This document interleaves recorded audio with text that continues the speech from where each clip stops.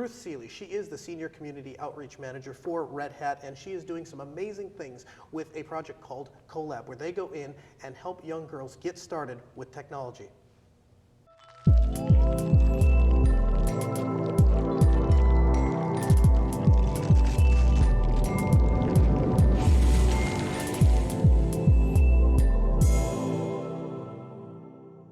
Ruth, thanks for taking the time to sit down with us. We appreciate it. I guess let's start with the basics. What is CoLab? Why is Red Hat involved? And what are Red Hat's goals with CoLab? CoLab is a project we started about 2 years ago out of our brand activation team, not to talk about products or anything like that, but simply to teach the very basic principles of open source to middle school girls. And the reason that we talk to middle school girls is because many studies show that about 6th grade is when you start losing kids, particularly girls, in their interest in STEAM. Really? Yeah.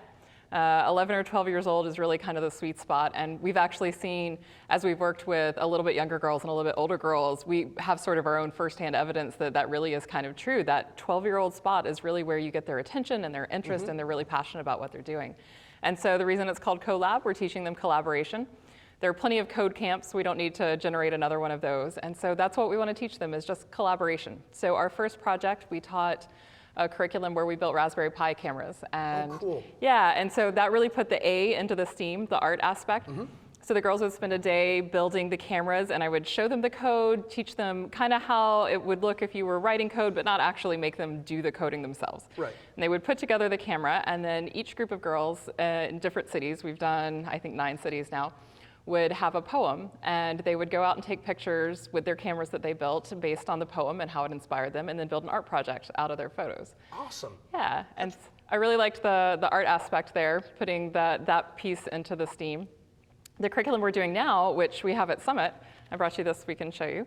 The CoLab girls that we taught in Minneapolis are here. They were on the keynote stage at Red Hat Summit. Wow. They did an amazing job. They wrote a song for us. They came and sang their song. It was awesome. And so they're in the expo hall teaching people what I taught them the first morning that they came.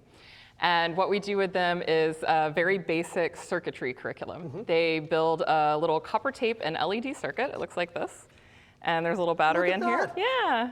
And so they learn the idea of a positive line and a negative line and how a battery works, and light up a page. And so what we do is, we had a writer in Boulder who wrote a short novel. It's about 68 pages, 8.5 by 11, but the final book is about 8 inches thick, because they illustrate the pages first with these copper tape LED pages, and then in the afternoon I teach them to use what they've learned about circuits and build another set of pages with a LilyPad Arduino.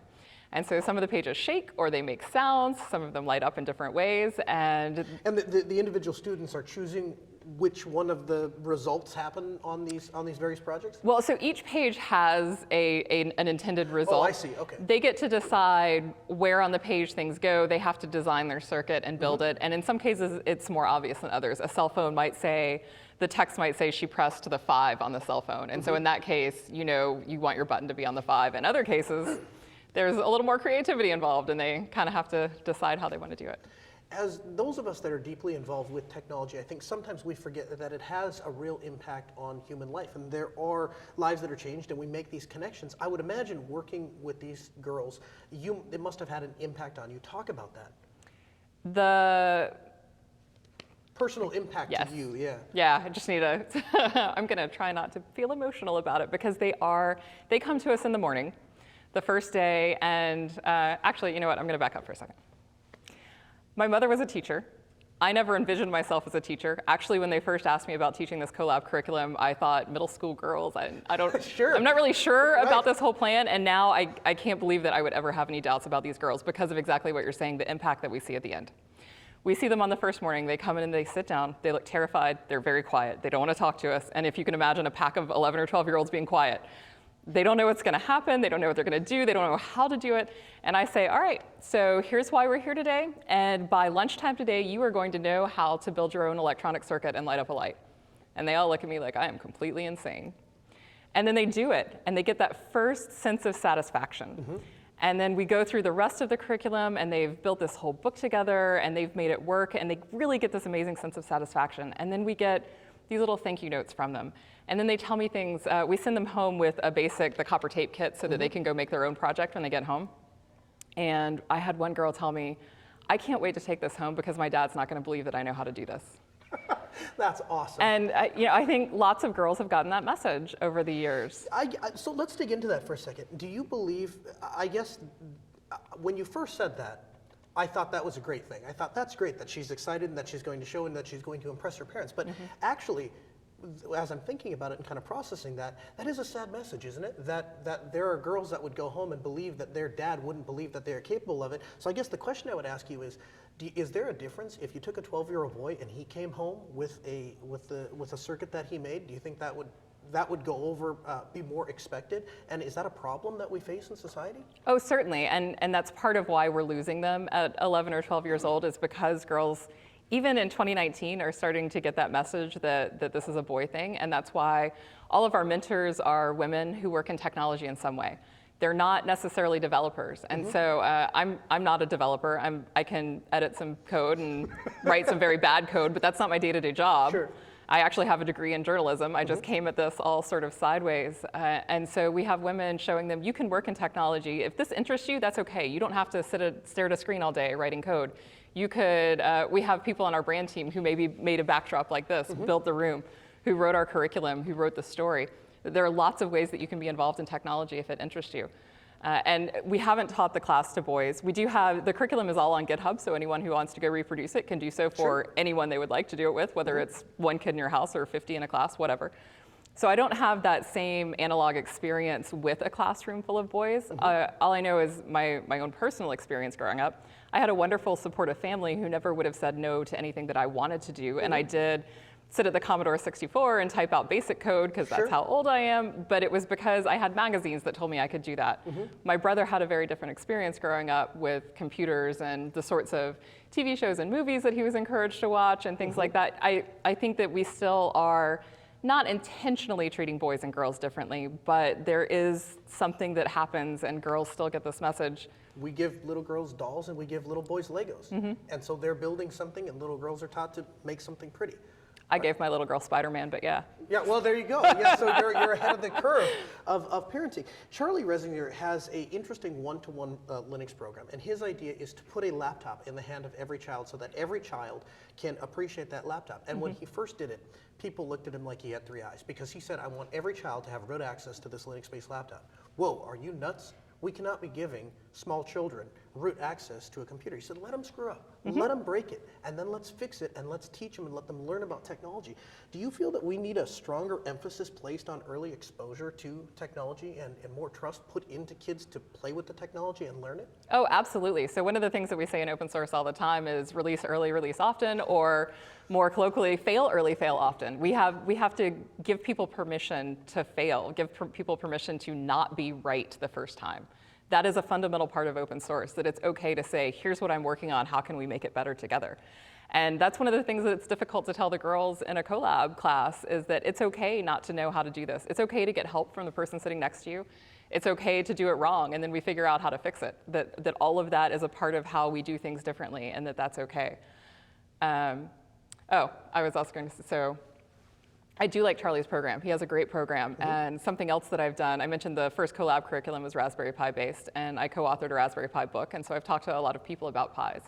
And parents initially, so back when the Pi was fairly new, parents were kind of terrified of it. You know, what's my kid get? Oh yeah, I would talk to parents at Maker Fairs. We did Maker Faire Bay Area in New York and several others, and they would say, my kid wants this thing. I don't know what it is. Is something terrible going to happen? I'm just curious, like, did anybody ever speculate? It's only $35, so I think we can assume it's probably not a money thing. That's exactly it. That's entirely what the Pi was designed for. So the reason it's called the Pi, a lot of people don't know, is because it was intended to teach kids Python. And so that's what I tell parents is, actually, this is the solution to all of your concerns. You have a computer at home and you don't want them to break that. Give them this one, and if something goes wrong, you reflash the SD card and you have a whole new computer. It's okay, but we live in a technical land. Like all of our friends, probably you, like me, most of the people you talk to during the day know what Linux is, know that this isn't a problem. But parents whose main technology interaction is with the Roku to turn on a TV show or their laptop at work, they don't realize that. They need that information. Is that a generation? So we look at technology in my generation. when I was looking at technology, I would go into a store and I would look at what I could purchase to create something, to put things together, right? And that led me to getting licensed as a ham radio operator and all those kinds of things. What I see my children doing is walking into a store to see what they can walk out with. What experience is this piece of technology going to deliver? Not what experience can I create? What can we do as technologists to inspire that ability and that natural desire I think children have to want to create things? I would love to see people building their own computers again. There's a lot less of that now. Even I think if I needed a new computer today, I would probably just go buy one off the shelf, whereas 10 or 15 or 20 years ago, I went, like you say, I bought the components. There was this great website I've forgotten the name of that would tell you that was constantly updating prices of all the components, and we could watch and wait until that processor was cheap enough to buy, you know. And so that, again, is part of what the Raspberry Pi was designed for, because even 5 or 6 years ago, kids showing up at college wanting computer science degrees had no idea what was inside their computers. They didn't know what a processor looked like or what the RAM was doing in there. Like, it was just a magic box that did things for them. So yeah, I think it would be great to get hardware components into the hands of more kids again, let them see from the bottom up what goes on inside. Let them open up their laptop. I mean, modern laptops are pretty easy to tinker around with. You almost can't do it wrong. If it fits, it probably went in that hole. Once in a while, that could lead to some broken stuff. Once in a while, the magic smoke comes out. Your mom's gonna be really mad. But I mean, there are tons of tutorials online. I know one kid who is making a small enterprise for himself. He's about 12 years old, out of fixing people's broken phones. Really? You know, he'll go order the glass on eBay, and because people are afraid of technology. Absolutely. Yes, they can't even change the battery in a phone. That's the world we live in. Which is a whole other set of problems. Absolutely. Yeah, it's a $1,000 phone that you can't change the battery. It's crazy when we say it out loud, but that's the world we live in. There's an interesting dynamic in education, and I think you're upsetting it. And that dynamic is that we must have a teacher that sits at the front of the room and projects out to students in grid seating. And not every child learns that way. We know not every child learns that way. What can be done and what can we do as technologists to help children learn differently and experience technology differently? I have a pretty great school system. My kids are 4th grade and 7th grade. And when you describe the classroom that you and I no doubt had of that grid style rows and of my seats. kids have too. That is not what my children have, and it's so awesome. Amazing. And the first time I went in my my older child, went into her kindergarten class for the first time, and I was like, is this what classrooms look like now? And it is for us. So for example, and I think that the things that our school district has done have been really great. So for example, she, in about 4th grade, was really easily distracted, and in a lot of cases, it's a story that many of us are familiar with, many of us nerds, where the schoolwork got boring and you didn't have anything left to do. And so her teacher worked out a deal with her. She said, you just have to finish your work, and then you can go sit. They had like a restaurant booth style set up in the back of the room. You can go sit back there and draw, do an art project, make whatever you want. You just have to do your work first. And I love that idea of being flexible enough to meet the child's needs, even in a classroom of 30. But not compromising what the work that needs to get done. Right. We don't just let them run rampant. Right. They achieve the educational goals, but then once they've done that, then they're free to experience and move on beyond that. And I think we're so focused now, at least in North Carolina, and I think in a lot of places, on teaching to the tests. They have to do their end of grade exams, and the importance is on what those scores are, that it's easy to neglect a lot of other things and teach to the easiest way. The easiest way is the way that we grew up with. I stand in front of the room and I teach to a bunch of you. But I think we get a lot further when we have the flexibility to meet everyone's needs while making sure the work gets done. Nobody gets distracted, but everyone gets to learn in the way that they need to. One of the things I've always respected about you is you don't conform to any massive system, right? Even though you work for a company as large as Red Hat, you're out doing ground level work and grassroots type stuff. How can other people that are listening to this and they're going, I'm listening to what Ruth is saying and I think that's fantastic. How can I start that? How can I do those things in my community? It's all about finding the things that you're interested in, and it doesn't have to be software. It's not all about technology. We can change the world in whatever it is that interests us. And so if for you, your passion is in gardening, then there are so many community gardening projects now. If your passion is in education, it's okay if you're not a technologist. Go find a way to be passionate about the education in your community and finding a way to make a difference. So as you know, I helped launch Opensource.com years and years ago, and in the beginning, we didn't talk about technology at all. It was all about how the open source principles work in so many other ways, how they work in education, how they work in the legal field, how they work in businesses and healthcare and all of that. There are ways to apply those principles. That's why we're teaching the girls in CoLab collaboration, because you can collaborate with other people and make the world a better place no matter what you're doing, whether it's software or hardware or completely not technology at all. It is fundamentally a better way to work. You touched on this a little bit, but Red Hat, every Red Hat employee I talk to, I never get the impression from any of them that open source is a brochure filler or that it's a line or a tagline or something that they're told to say. It's a core belief to everybody that sits down and chats with me about Red Hat. As a person who's worked for Red Hat for a long time, what does open source mean to you personally? For me, it is those functional ideals, those basic principles that I keep talking about, the collaboration, the release early, release often, rapid prototyping is a perhaps better way of saying it. All those things that make open source a better development model for software make a better way to run our business. And that's why you hear that from Red Hatters, because they see that every day. It can be a little jarring at first when new people come in and have never had that experience before to work in a place where anyone can say, what are you doing? I think I have a better way to do that. Like, that can be a really jarring experience. We have, I think a lot of people are familiar with Memo List. It is, if you are not familiar, a list where anyone in the company, you are automatically subscribed, you cannot unsubscribe, and anyone in the company can say anything whenever they want. That doesn't exist a lot of places. What was the aha moment? Most of us that are in this industry, we didn't start out in open source. I know I didn't. I started out in a proprietary setting, proprietary software, doing proprietary things, and over time came to see the advantages and the belief system that is open source. For you, what was that aha moment where you went, that's a better way to do it? I would like to say that there was a magical aha moment, but I maybe came in a little bit different way. So for me, my first encounter with Red Hat was pre-Fedora. It was Red Hat Linux back then, and although I was a journalism major in college, I was working on websites. I was building websites for fun or for a department, whoever needed one, and this guy who lived upstairs in my dorm said, have you checked out this Linux thing? Like, slid a CD across the table, and that, I mean, that was it for me from the beginning. And of course, in the beginning, I think like it is for a lot of people, it was the free as in beer, especially when you're a college student. Right. I certainly didn't know that contribution was an option until many years later. And so that was one of the things when I first did start getting involved in more Fedora stuff. That's one of the things I wanted to do, is tell people that there is a way to be a part of it, to contribute, to participate, no matter what you do. If it's documentation, if it's design, whatever it is you want to be a part of, there's a way to give back. But so you get this CD and you put it in your computer and you're maybe running, I assume, Windows at that point, as journalism. So you put the CD in and everything is different. And is there something that sparks in your mind and goes, wow, that's really cool that I didn't have to pay for this and it's quality software?